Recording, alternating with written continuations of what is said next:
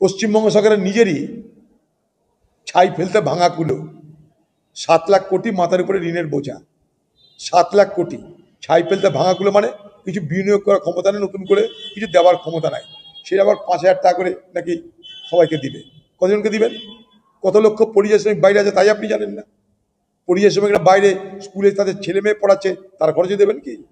এখানে যে কি করাবেন? 100 দিনের কাজ দেবেন? আর কি করাবেন? তৃণমূলের কর্মী বানাবেন, তাদেরকে দিয়ে বোম মারাবেন, এই তো করবেন।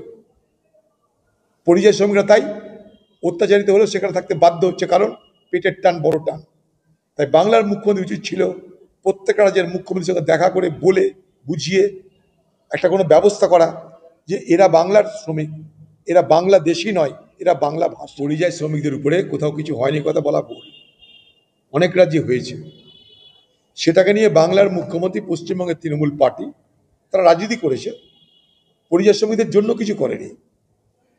পরিযায়ী শ্রমিকদের রক্ষা করতে পারে একটাই, পরিযায়ী শ্রমিকদের জন্য পরিচয়পত্র প্রদান করা হোক, এবং দ্রুত মানে দ্রুত। আর তার জন্য হাইকোর্ট সুপ্রিম কোর্টে যাওয়া হোক, কারণ বাংলার যারা পরিযায়ী শ্রমিক তারা বাইরে কোনো অন্যায় করছে না, খুন করছে না, ডাকাতি করছে না, তারা মাথার ঘাম পায়ে ফেলে রোজগার করছে।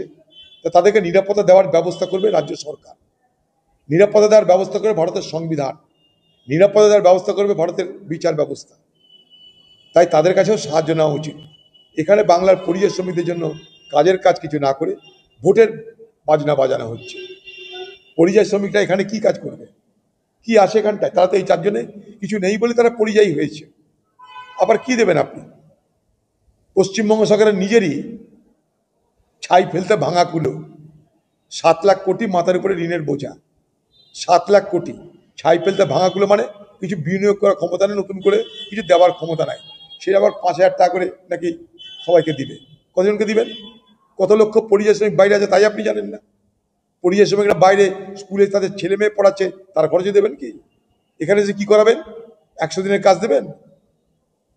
আর কি করাবেন? তৃণমূলের কর্মী বানাবেন, তাদেরকে দিয়ে বোম মারাবেন, এই তো করবেন। পরিযায়ী শ্রমিকরা তাই অত্যাচারিত হলেও সেখানে থাকতে বাধ্য হচ্ছে, কারণ পেটের টান বড় টান। তাই বাংলার মুখ্যমন্ত্রী উচিত ছিল প্রত্যেকটা রাজ্যের মুখ্যমন্ত্রীর সঙ্গে দেখা করে বলে বুঝিয়ে একটা কোনো ব্যবস্থা করা, যে এরা বাংলার শ্রমিক, এরা বাংলাদেশি নয়, এরা বাংলা ভাষী।